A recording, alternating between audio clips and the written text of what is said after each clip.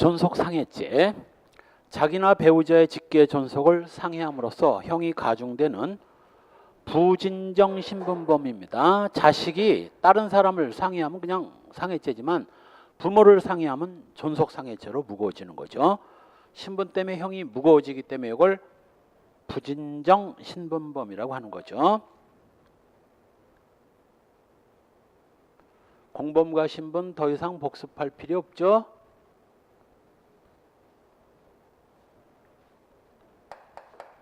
자식놈이 아버지를 상해를 가할 때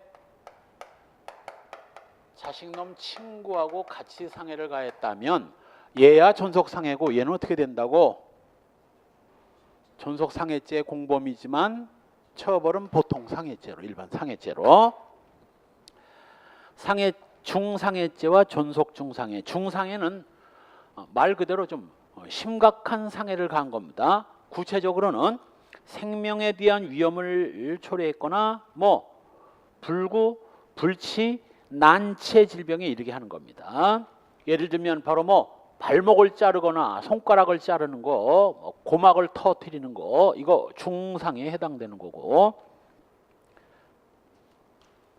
다음 페이지에 결과적 가중범 여부. 이 중상해죄는 그 중한 상해가 고의로 초래됐건 과실로 초래됐건 성립되는 부진정 결과적 가중범이라고 보고 있습니다.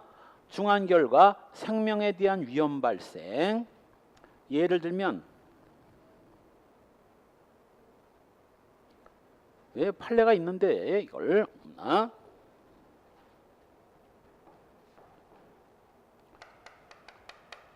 머리 좌측 부위를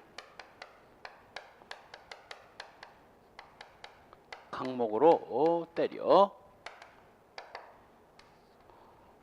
다치게 했다면 죽었다면 살인이지. 우리 강목 사건 봤죠?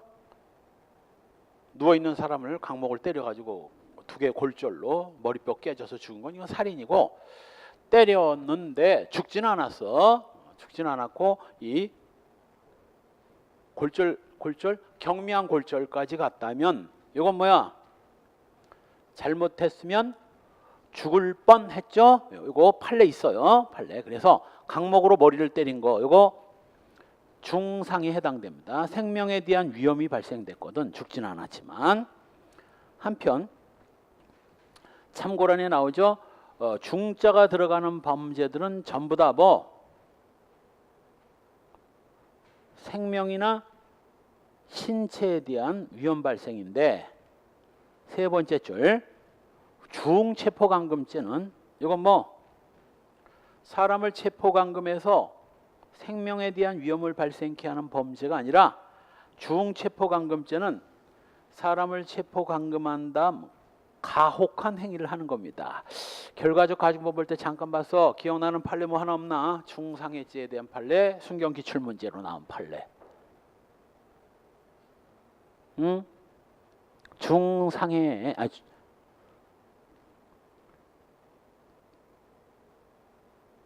중체포감금죄, 중상해가 아니라 중체포감금죄에 해당되는 판례 하나 봤잖아. 결과적 가중범 볼 때.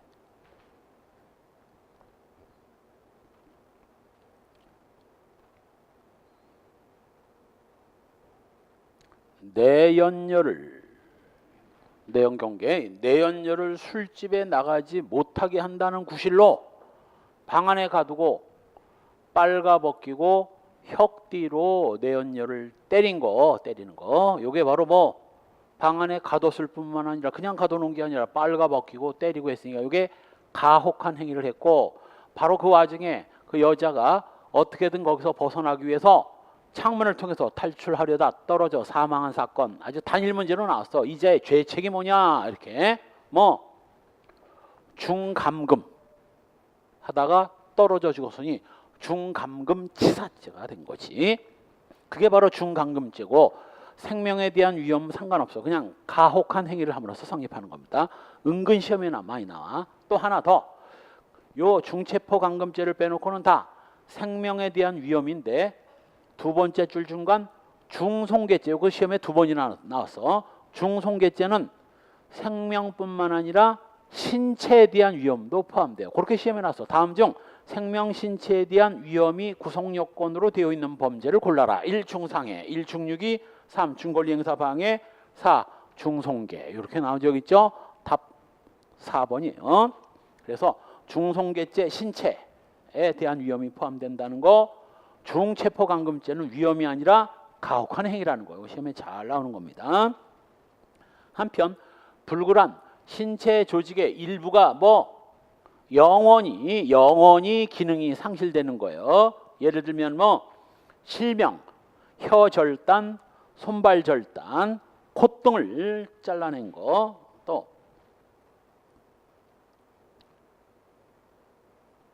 전부 상해지만 세 번째 줄 하구치, 하구치란 아래 턱에 있는 이빨 2개 탈락한 거. 이건 그냥 상해지 중상이 아니야. 혹시 이빨 24개를 몽창 다 탈락을 시켰다면 이건 완전히 이제 씹는 기능이 마비되니까 이건 뭐 중상해라 할 수 있지만 이빨 1-2개 부러뜨린 걸 중상해라 할 수는 없습니다. 또 1-2개월 정도 입원할 정도로 다리가 부러진 건 뭐 나중에 다시 붙이면 되잖아.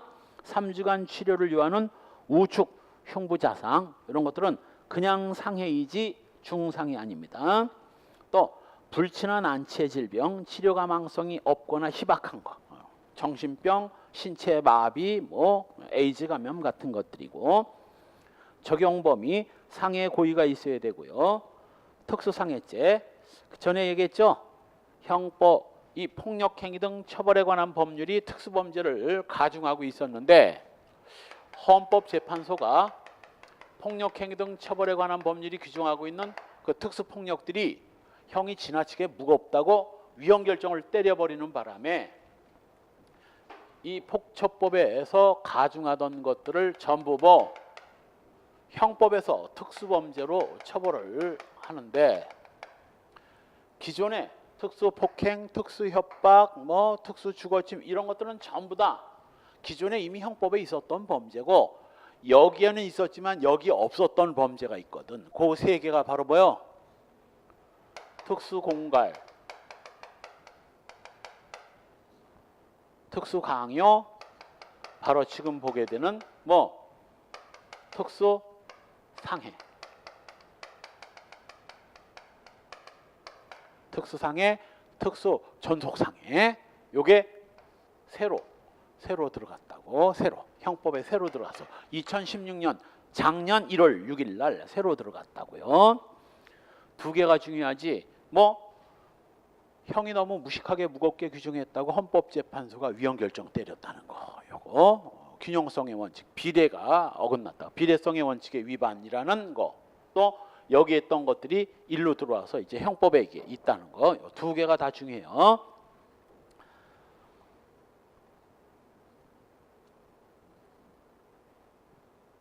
상해치사와 존속상해치사. 이건 사람을 상해를 가하다가 실수로 사망에 이르게 된 경우입니다.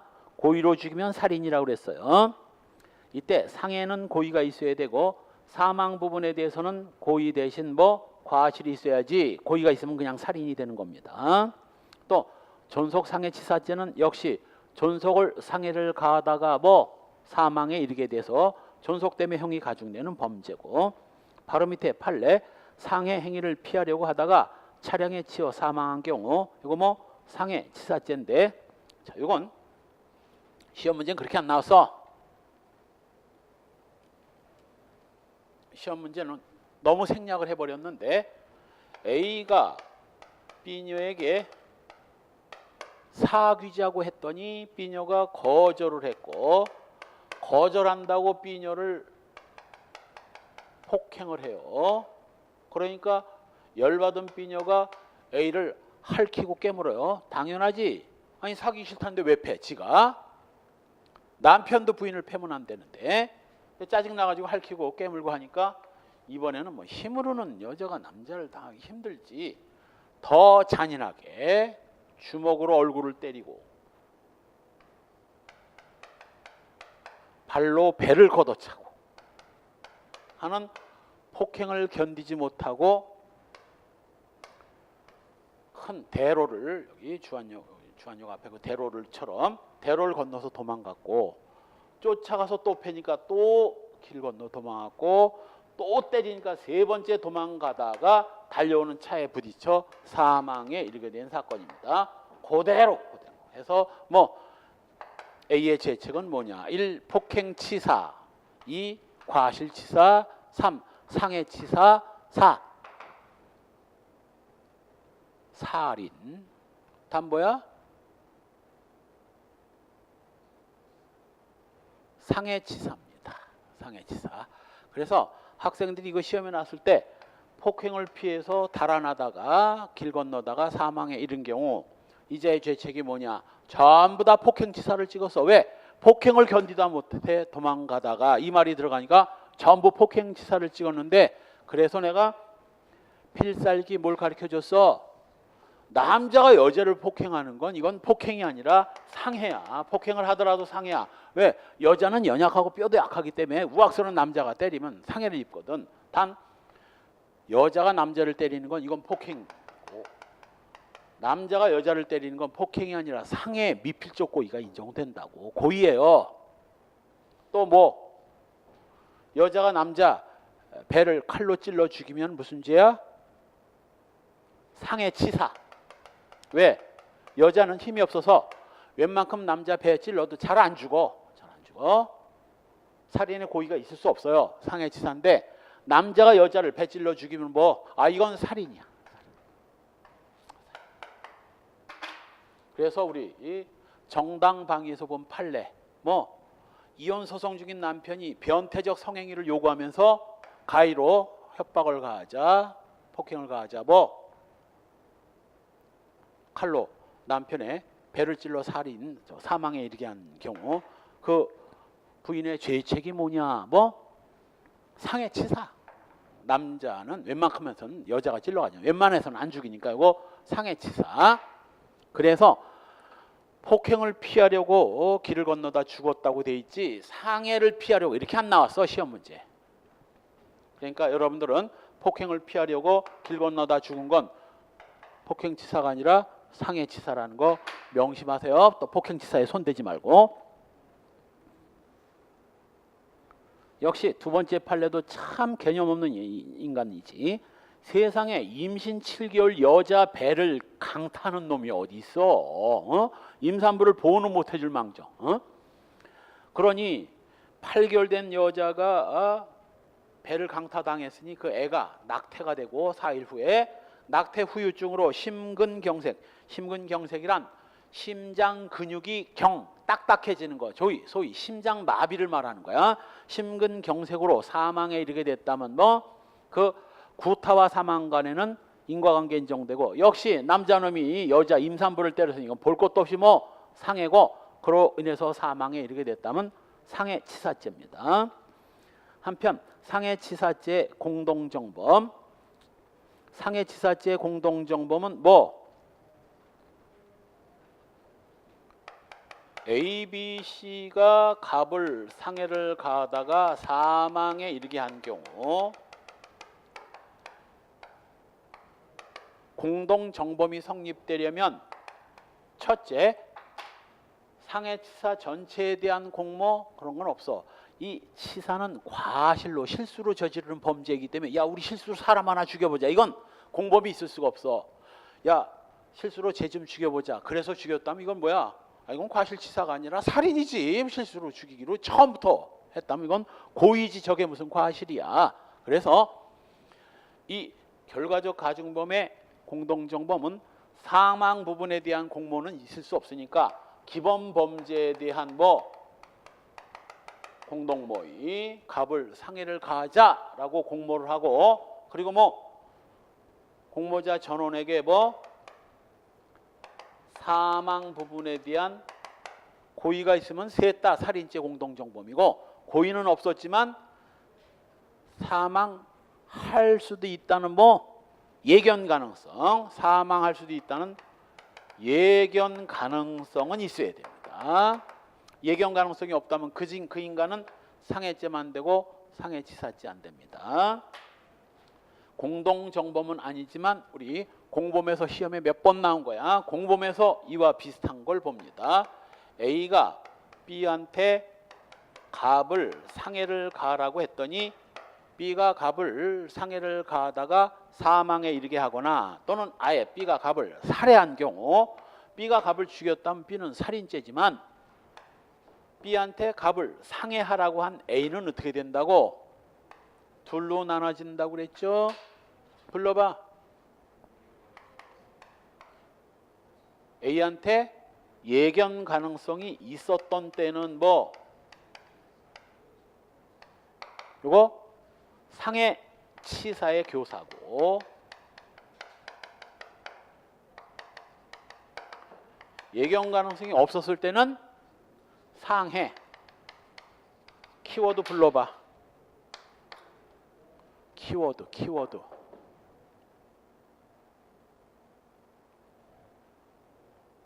상해 치사가 된 키워드가 있었잖아. 순경시험에 몇 번씩 나온 거야.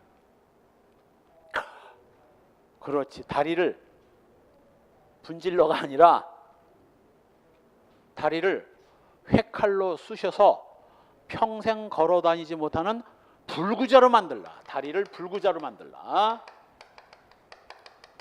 그러니 다리를 회칼로 찌르다 보면 과다출혈로 사망할 가망성이 있는 거거든. 그런데 어떤 경우는 상해치사가 아니라 상해교사가 됐지. 따끔하게 혼내줘라. 따끔하게 혼내줘라. 이거 둘 다 시험에 나온 거야. 따끔하게 혼내줘라. 요거는 상해교사. 상해교사. 따끔하게 혼내주는데 갑자기 사람이 죽을 리는 없잖아. 회칼로 허벅지를 찌르다 보면 죽을 수 있지만. 따라서 판례 봅시다. 피고인이 공범들과 공동하여 피해자의 신체를 상해하거나 폭행을 가하는 기회에 공범 중 1인이 고의로 피해자를 살해한 경우 고의로 죽인 놈은 당연히 무슨 죄고? 살인이고, 그 피고인이 살인행위를 공모하거나 공범의 살인행위에 관해서 관여하지 않았기 때문에 살인죄의 죄책은 지지 않더라도 상해나 폭행에 관해서는 서로 인식이 있었고 예견이 가능한 공범의 강해 행위로 사망의 결과가 초래된 이상 뭐 상해 치사죄의 공동정범 인정됩니다. 동시범의 특례, 너무너무 중요한 거죠. 이렇게 같이 범죄를 저질렀으면 공동정범인데, 알다시피 공동정범은 정범을 여럿이서 공동으로 저지르는 거야. A, B, C가 갑을 뭐 붙잡고 찌르고 뭐 이런 경우가 이제 공동정범인데, 공동정범이 성립되려면 그 수인 여러 명 사이에 최소한 뭐 주관적으로는 뭐 공모, 야 저 새끼 죽여버리자 뭐 하는 이런 주관적으로는 공모가 있어야 되고, 객관적으로는 뭐가 있어야 된다고 그랬어요. 객관적으로는 주관적으로는 공동모의, 객관적으로는 공동실행인데, 여기서 공동실행을 구체적으로 설명하면 뭐 역할 분담이죠. 기능적 행위, 불러내고 붙잡고 찌르고 입을 막고 하는 맡은 바 역할, 요거 기능적 역할 분담으로서의 행위 지배가 있어야 된다고. 그런데 수인이 범죄를 저지르긴 저질렀는데 이게 전혀 없었던 경우, A는 자기 아버지 원수를 갚는다고 갑을 향해서 총을 쐈는데, 반대편에서는 B가 B 아버지 원수를 갚는다고 갑을 향해서 총을 쐈고, 갑은 누구 총알인지 모르고 한 발을 맞고 사망한 경우, 그 한 발의 총알이 A 총알이라면 어떻게 돼? A는 살인, B는 살인 미수. 반대는 반대 결과가 나오겠지. 그런데 이렇게 결과가 판명되면 갑의 사망의 원인이 A라는 게 판명이 되면 A는 살인이고 B는 살인 미수로 처리하면 되는데, 판명이 안 되면 한 발만 맞고 죽었는데 A 총알을 맞고 죽은 건지 B 총알인지 알 수 없을 때는 어떻게 처리하도록 돼 있어요? 요게 소위 말하는 독립행위의 경합이고 A와 B는 뭐가 없었던 거야? 공모가 없었기 때문에 이건 공동으로 저지른 게 아니라 소위 따로 국밥으로 저지른 거거든. 이걸 독립행위의 경합이라고 부르죠. 바로 이때 판명이 안 되면 할 수 없어. 누가 기수범인지 알 수 없으니 전원을 다 미수로 처리해 버립니다. 바로 이때 기수로 처벌되어야 할 놈 하나가 미수로 처벌되는 혜택을 보게 되는데 그 혜택을 보는 꼴을 보기 싫으면 검사가 어떤 놈이 기수범인지를 밝히라고. 못 밝히면 둘 다 미수로 처리해야지. 그래서 이거 검사가 입증하지 못하면 그냥 미수로 처리할 밖에 없어. 도리가 둘이 뭐 가위바위보 해가지고 진 놈이 기수고 뭐 이긴 놈이 미수고 그럴 수는 없잖아요. 단 아무리 이 결과가 판명이 되지 않아도 뭐 상해죄 동시범만큼은 뭐로 처리한다고 돼 있어? 공동정범의 예에 따라 처벌한다로 돼 있습니다. 법조문에는 공동정범의 예에 따라 처벌한다고 돼 있지만 그게 곧 뭐를 말하는 거야? A가 유인하고 B가 덮쳐서 붙잡고 C가 칼로 찔러 죽여도 실제 죽인 놈은 C지만 셋 다 발생된 결과에 대해서 살인죄 공동정범이 되듯이 전부 뭐 상해죄 공동정범 기수범이 된다는 얘기예요. 이때는 또 반대로 뭐 한 놈이 기수고 한 놈은 미수인데 미수로 처벌받아야 할 놈이 기수범으로 억울하게 중하게 처벌받으면 그때는 누가? 피고인이 뭐 내가 미수라는 걸 입증해야 됩니다. 이걸 이제 입증 책임이 피고인한테 넘어온다고 해서 이걸 입증 책임 전환 규정이라고 하죠. 피고인 입증해야 돼. 입증 못하면 기수가 되는 겁니다. 이때 바로 이 상해죄 동시범위 263조 봅시다. 독립행위가 경합하여 상해 결과가 발생한 경우에 있어서 원인된 행위가 판명되지 아니한 때는 공동정범의 예, 여기다 줄 긋고 공동정범의 예라는 건 전원을 기수로 처리한다는 의미입니다. 법적 성질, 피고인한테 거증 책임이 전환되고 법적 효과, 판명되지 아니한 경우 전부 공동정범으로 처벌합니다. 마지막 4, 적용범위 엄청 중요해요. 이 동시범의 특례 그 자체도 중요하지만 뭐 적용범위 상해죄에만 적용되는 게 아니라 줄 보세요. 폭행치상, 폭행치사, 상해치사죄에도 적용되지만 두 번째 줄 중간 강간치사상이나 강도치사상에는 적용이 안 됩니다. 따라서 강간치사상, 강도치사상은 원칙대로 판명되지 않으면 각자를 미수로 처리하는 겁니다. 다음 페이지에 폭행죄. 폭행죄는 사람 신체에 대해서 폭행을 가한 자, 쉬운 말로 사람을 때리거나 꼬잡거나 발로 차거나 그 사람 몸에 보통은 타치, 유형력, 힘이 가해지는 걸 폭행이라고 합니다. 다만 힘이 가해지는 정도에 따라서 폭행의 종류도 여러 가지로 나눠져요. 그거 보기 전에 신체의 완전성을 침해하는 것이 폭행이고 두 번째 줄 중요하죠. 본죄는 반의사 불벌죄, 피해자가 불벌해달라고 하면 피해자의 의사에 반해서까지는 처벌 못하는 범죄입니다. 반의사 불벌죄고 형식범, 폭행만 하면 성립되는 거지. 자, 사람 뺨을 때리면 성립되는 거지. 뺨을 때려가지고 이빨이 부러지고 뭐 코피가 터져야만 되는 거 아니야. 그냥 뺨 한 대 때리는 걸로써 성립되는 범죄. 이걸 형식범, 거동범이라고 하죠. 행위의 객체는 신체고 폭행의 개념. 자, 이제 여기서 폭행이 뭔지를 배우는데 폭행이란 전문 용어로는 유형력 행사, 사람 몸에 힘을 쓰는 걸 폭행이라고 하는데 유형력 행사의 정도에 따라서 최광이야. 제일 넓게 보는 거. 최광의의 폭행이 있고 그다음 뭐 광이 넓게 보는 게 있고 협이 좀 좁게 보는 게 있고 최협이 가장 좁게 보는 거. 되죠. 그래서 최광의의 폭행은 모든 유형력 행사가 다 모든 유형력 행사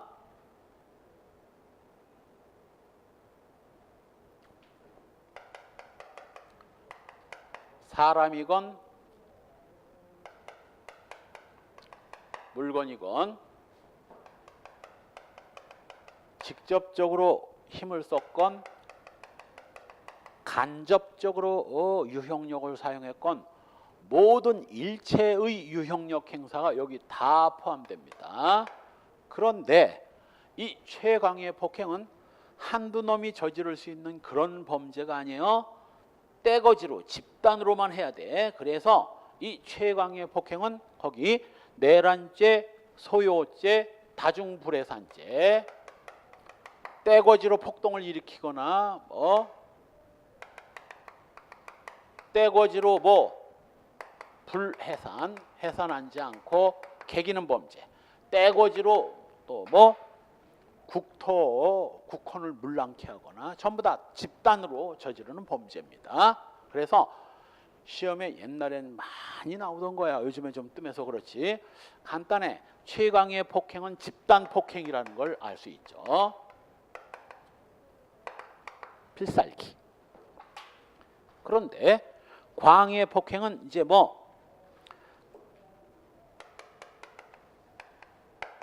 물건은 빠지고 사람에 대한 직간접 유형력 행사가 여기에 해당됩니다. 물건에 대한 유형력 행사는 제외돼요.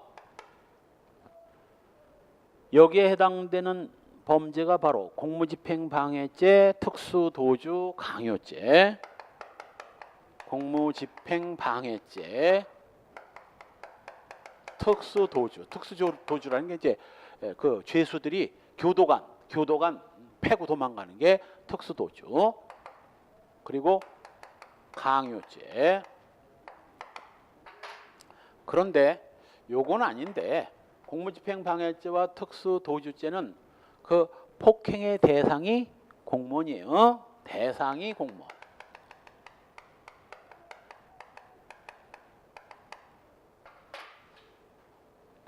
요건 아니야. 요거는 공무원 아니어도 됩니다. 근데 공무집행방해죄 폭행과 특수도주가 바로 요 공무원을 대상으로 하는 공무원에 대한 직간접 유형력 행사하면 다 폭행이 되는 겁니다. 그런데 이 협의의 폭행은 이제 사람에 대한 직접적 유형력 행사만 폭행이 됩니다. 사람에 대한 직접적 유형력 행사. 요건 책에는 이제 사람 신체에 대한 유형력 행사라고 하는데 사람에 대한 직접적 유형력 행사는 사람 신체에 대한 유형력 행사는 그 사람에 대한 직접적 유형력 행사로 보는 거지. 같은 의미예요. 사람 몸뚱아리에 유형력을 행사한다는 건 그 사람에 대한 힘을 쓰는 것과 같죠. 즉 사람에 대한 직접적 유형력 행사는 사람 신체에 대한 직간접 유형력 행사가 다 포함되는 겁니다. 요것도 맞는 내용이고 요것도 맞는 내용이요. 여기에 해당되는 폭행이 바로 폭행죄의 폭행이 여기에 해당됩니다.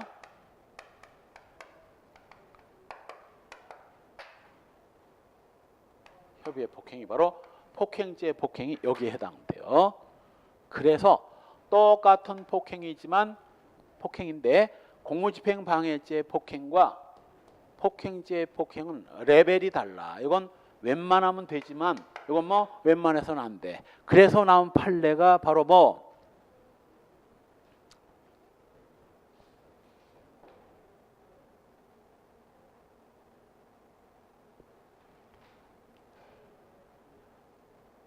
출입문, 발로 문자 걷어차기. 이건 파출소 같은 관공서의 출입문을 발로 뻥뻥 걷어차는 것은 뻥뻥 걷어찰 때마다 그 요란한 소리가 그 관공서 건물 안에 있는 공무원들의 귀를 때릴 거 아니냐고. 요거는 공무집행방해죄의 폭행에 해당되지만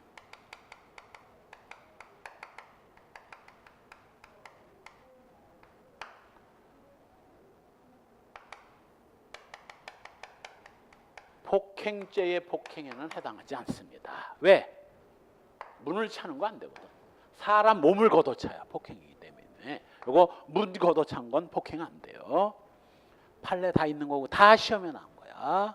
방문 걷어찬 거, 이거 파출소 출입문을 걷어찬 건 공무집행 방해죄 폭행이 될 수 있지만 당구장 집 동생인지 종업원인지 모르는데 이 인간이 계속 탁구장인가 당구장인가 그 여자를 사귀고 싶어가지고 들이댔는데 여자가 귀찮으니까 내실로 들어가 버린 거야. 내실 문을 방으로 뻥뻥 걷어차면서 발로 걷어차면서 안 나오면 죽인다, 안 사귀면 죽인다. 아웃이야, 아웃이야. 공을 들여서 여자 마음을 살 생각을 해야지. 우악스럽게. 그건 끝장입니다. 범죄에 대해서 깜빵까지 가야 돼. 이건 적어도 뭐 협박이 될 수 있어. 안 나오면 죽인다. 이거 협박이 될 수 있어도 뭐 방문 걷어차는 걸 그 안에 있는 사람에 대한 폭행이라 할 수는 없어. 하나 더 있어. 이거 인분 투척 사건. 똥을 던져버렸는데 파출소 바닥에다 똥을 끼얹었다면 이건 뭐 경찰관한테 직접 끼얹지 않았다 할지라도 뭐 간접적인 유용력 행사고 냄새 나고 뭐 난리가 났겠지. 이건 공무집행 방해죄가 성립하지만 뒷집 마당에다가 인분을 투척한 건 이건 뭐 뒷집 사람에 대한 폭행이 될 수 없다. 왜? 마당은 사람이 아니니까. 4개 판례가 다 시험에 나왔고 다 대비되는 판례야. 무식하게 외울 게 아니라 이건 협의의 폭행이라서 이거 사람이 아니면 폭행죄가 안 되는 거지만 이건 광의의 폭행이기 때문에 물건에 대한 폭행이라도 사람에 대한 간접적인 유용력 행사로 볼 수 있다면 이거 폭행이 되거든. 공무집행방해죄의 폭행은 될 수 있는 거죠. 자, 따라서 폭행죄가 인정되는 경우 심한 욕설과 폭언을 수차례 반복하는 건 단순한 폭언이나 욕설은 폭행 아니에요. 단순한 폭언이나 욕설은 이건 폭행이 아니지만 커다란 소리로 계속 욕설과 폭언을 반복하면 이건 폭행이 될 수 있어요.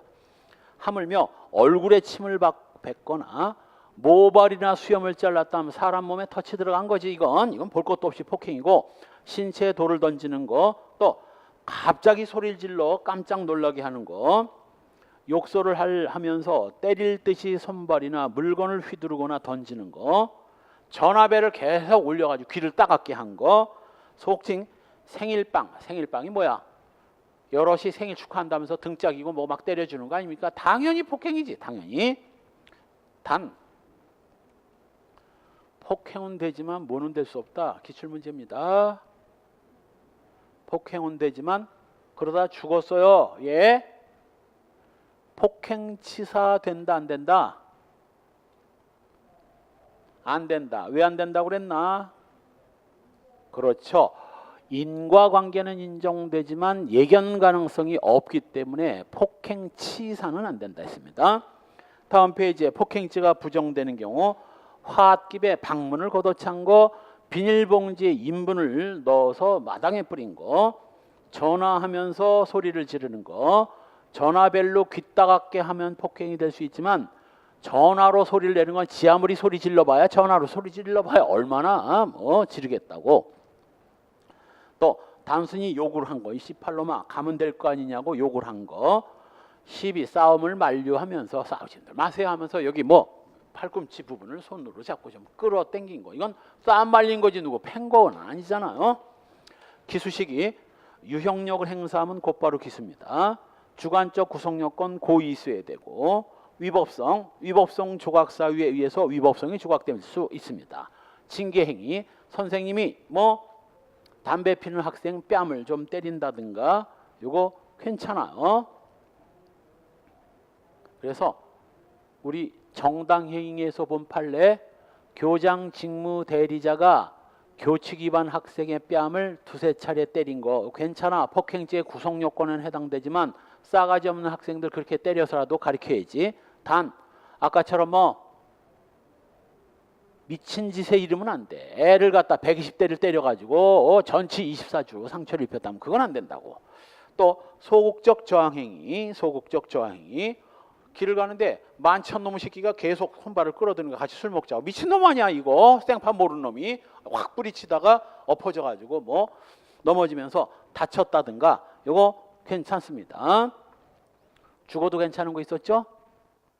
술에 많지 않은 놈이 여자 혼자 있는 집에 들어와서 여기저기다가 집안에다 오줌을 싸대고 욕설을 하니까, 그리고 나가려는 피해자를 이 미친 인간이 왜 와가지고 남의 집에 와가지고 오줌 싸대고 남한테 욕을 하느냐고 어깨를 밀었는데, 이 인간이 술에 만취가 돼서 비틀거리다 계단에서 살짝 어깨를 밀었는데도 균형을 잃고 쓰러져가지고 돌계단에 머리를 부딪혀서 두개골절로 사망에 이르게 된 사건. 요거 무죄 인정됐어요. 그 정도는 상식을 벗어나는 거 아니잖아. 발로 세게 걷어차가지고 퍽 떨어지게 한 것도 아니고 어깨를 밀친 정도. 한편 반의사 불벌죄죠. 피해자가 처벌하지 말아달라고 하면 처벌 못해요. 폭처법에 해당되는 경우는 아무리 폭행이라 하더라도 뭐 반의사 불벌죄 아닙니다. 최소 폭행을 내용으로 하는 협박을 한 후 폭행까지 했다면 역시 상해를 할 때 협박을 한 것도 상해죄만 성립하듯이 폭행을 하면서 협박을 가한 것도 폭행죄만 성립됩니다. 단 두 번째 줄 중간 폭행 이외 해악을 고지한 뒤 폭행까지 했다면 해악을 고지하는 협박과 다시 폭행을 하는 폭행죄가 따로따로 성립되죠.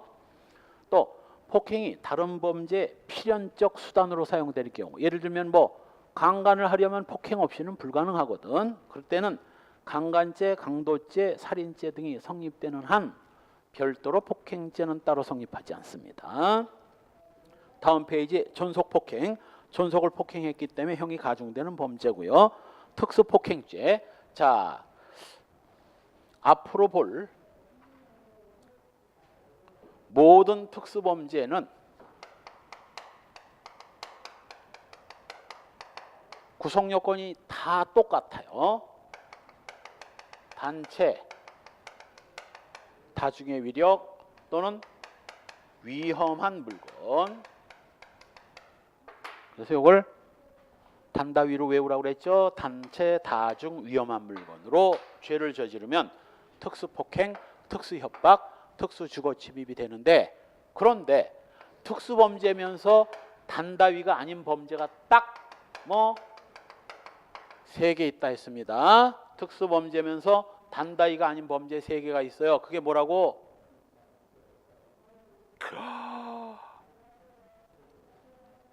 특수절도, 특수강도, 특수도주. 얘들은 단다위 아니야. 이 특수절도, 특수강도, 특수도주는 이건 특히 2개는 구성요건이 3개씩인데 범죄 형태가 3개인데 3개를 깡그리 외워야 돼. 3개를 외워야 됩니다. 특수절도는 손괴 후 야간 주거침입절도. 손괴 후 야간 주거침입절도를 저지르면 특수절도가 돼요. 그리고 흉기를 휴대해서 절도를 하면 특수절도고, 마지막 합동절도. 2인 이상이 합동해서 절도를 저지르는 거. 이 3가지가 특수절도라고. 특수강도도 이거 뭐 이건 손괴 없어. 야간 주거침입 강도를 저지르면 특수강도야. 그리고 흉기강도, 합동강도 똑같고. 특수도주는 아까 여기서 봤죠? 손괴 후 도주도 있고, 소위 이제 수용시설을 손괴하고 도망가는 거 특수도주고, 그 다음 뭐 폭행 협박 후 도주. 교도관을 폭행 협박한 다음에 도주하는 거죠. 그리고 합동도주. 3개가 있어요.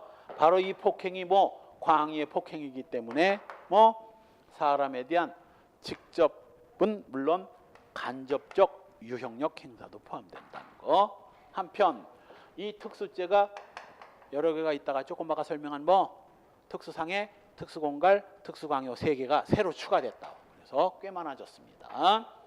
요 구성요건은 탈탈 털고 나머지 특수범죄는 다 뭐 단다위로 처리하면 되는 거예요.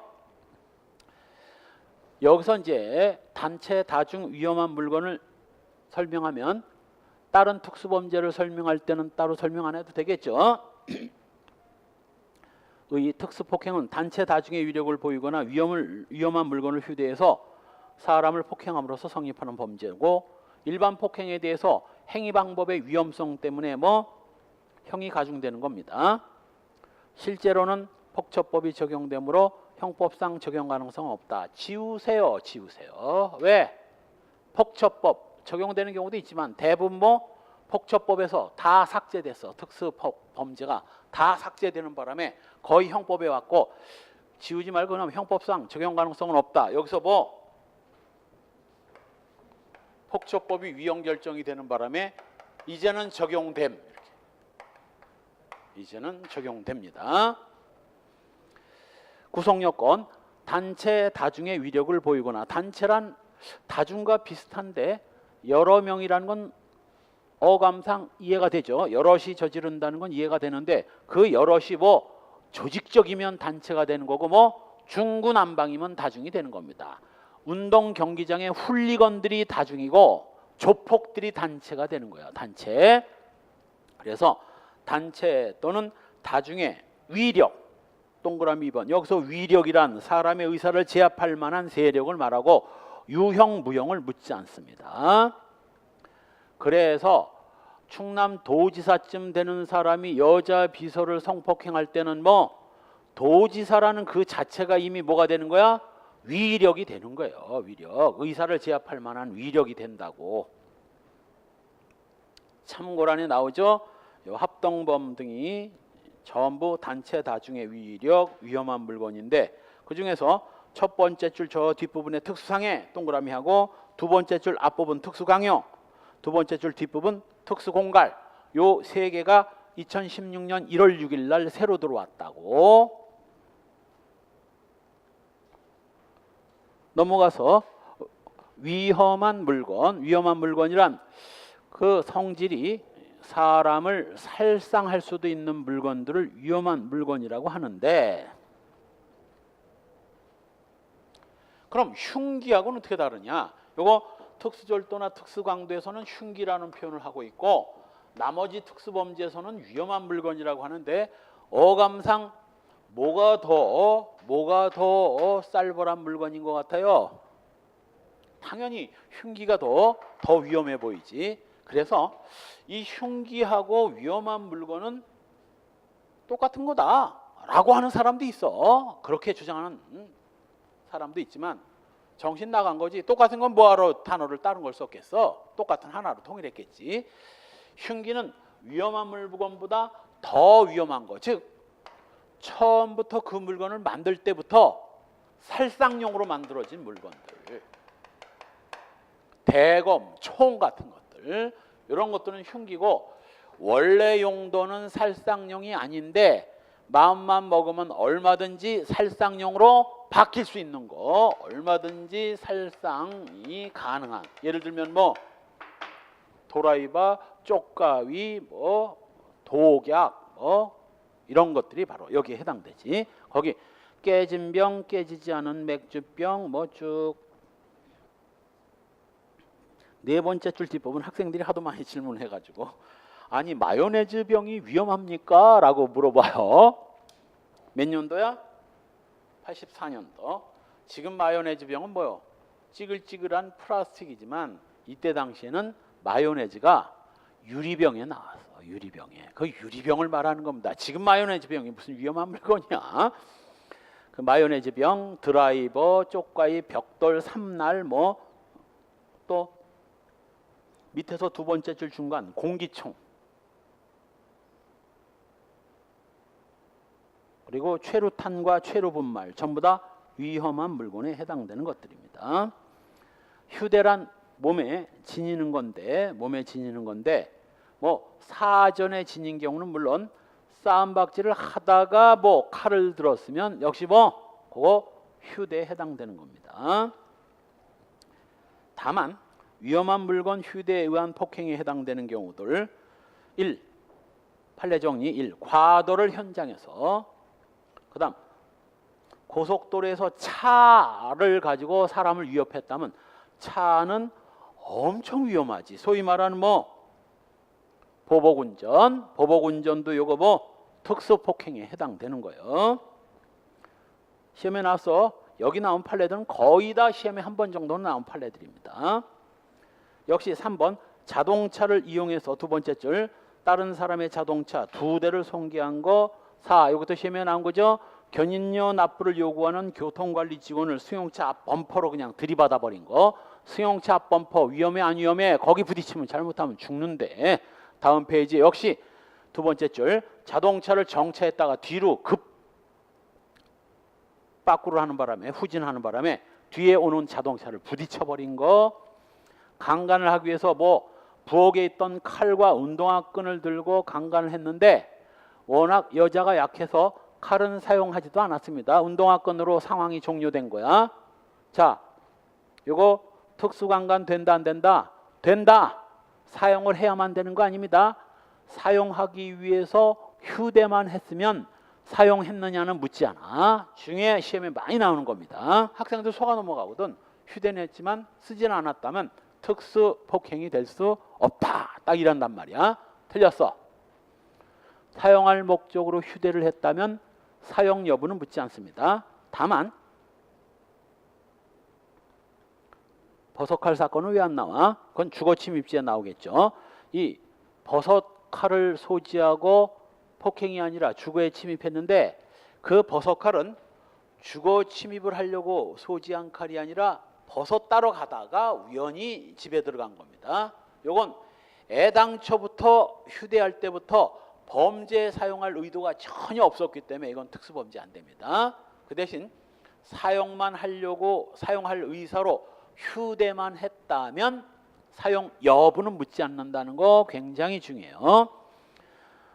위험한 물건의 휴대로 볼 수 없는 경우 먼저 피해자가 식칼로 덤벼드니까 칼을 뺏어가지고 찔렀다면 그건 심각해지지. 칼을 뺏은 다음 훈계를 하면서 시험에 나온 거야.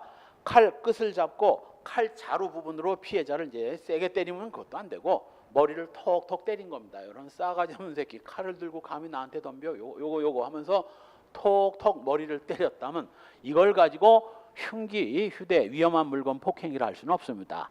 똑같은 이유로 5번부터 봅시다. 당국 휴대로 머리를 또 세게 때렸다면 특수폭행이 되겠지만 머리 부위를 싸가지 없다고 하면서 톡톡 두드렸다면 이건 위험한 물건 휴대 폭행이라 할 수는 없습니다. 한편 이 몸에 지닌 게 아니라 집에 갖고 있었던 거. 아니 집에 칼 한두 자리 없는 사람이 어디 있어. 그럼 내가 여기서 지금 사람 뺐으면 집에 놔둔 것도 특수폭행이면 세상에 특수폭행 안 될 놈이 어디 있어. 몸에 지니고 있어야 돼. 집에 갖고 있는 건 이건 집에서 갖고 있는 것이지 몸에 휴대를 한 거 아닙니다.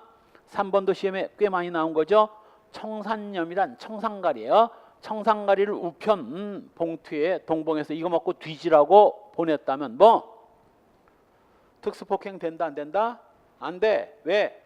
우편 봉투에 있는 청산가리는 가해자가 소지한 게 아니라 우편 배달부가 가지고 갔겠지. 범인이 소지한 게 아니라 이건 특수폭행 안 됩니다. 5번은 설명했고 4번 쇠파이프로 구타를 당해서 그곳에 있던 강목으로 상대방 허리를 구타했다면 사실은 이 허리를 강목으로 구타한 건 사실은 정당방위에 가깝지. 그래서 죄가 안 된 거지. 사실 강목으로 멍하니 있는 사람을 갖다가 강목으로 허리를 때렸다면 이건 특수폭행이지. 그러나 상대방이 쇠파이프로 공격을 가해 오니까 막으려고 강목으로 때렸다면 이건 특수폭행이 아니라 막아내려는 방어행위였으니까. 역시 6번도 5번과 같은 판례입니다. 당구공으로 때린 게 아니라 머리를 톡톡 건드렸다면 특수폭행 아니고. 7번 마약 사범이 칼을 버리려고 비닐봉지에 들고 나오다가 딱 경찰하고 맞닥뜨린 겁니다. 그리고 비닐봉지를 버리고 도망쳤다면 자, 칼을 휴대해서 폭행을 했다 할 수 있다 없다? 없다. 버리려고 갖고 나온 거지 경찰을 향해서 쏠려고 한 게 아니니까. 역시 8번 자동차는 다 위험하다고 했는데 이것만은 위험하지 않다고 했습니다. 왜냐하면 이 부부지간이고 이혼이 문제가 되는 상황이었는데 이제 아마도 애 때문에 그런 것 같아. 남편이 애를 데리고 가려고 하니까 그냥 애를 데리고 너는 빠져 이혼하면 돼. 얘는 내가 키워하고 여자를 개무시하고 애를 태우고 가려고 하니까 이 여자가 더군다나 얘는 소나타급이고 얘는 모닝급이야. 모닝 쉐보레 스파크급이에요. 얘가 애를 데리고 도망가려고 이거 막아야 될 거 아니야. 근데 사람으로 차를 못 막으니까 이 차로 앞에다 여기다 들이댄 거예요. 자, 이걸 가지고 특수폭행이라 할 수 있다 없다? 없다. 차 출발하지 못하게 막은 거지. 사람을 향해서 돌진한 게 아니라면 특수폭행 아니고.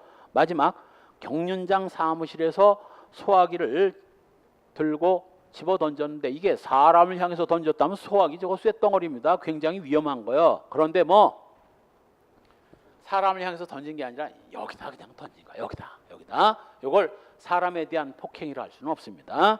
특정인을 겨냥해서 던진 것이 아니라면 특수폭행 아닙니다. 주관적 구속요건 고의있어야 되고,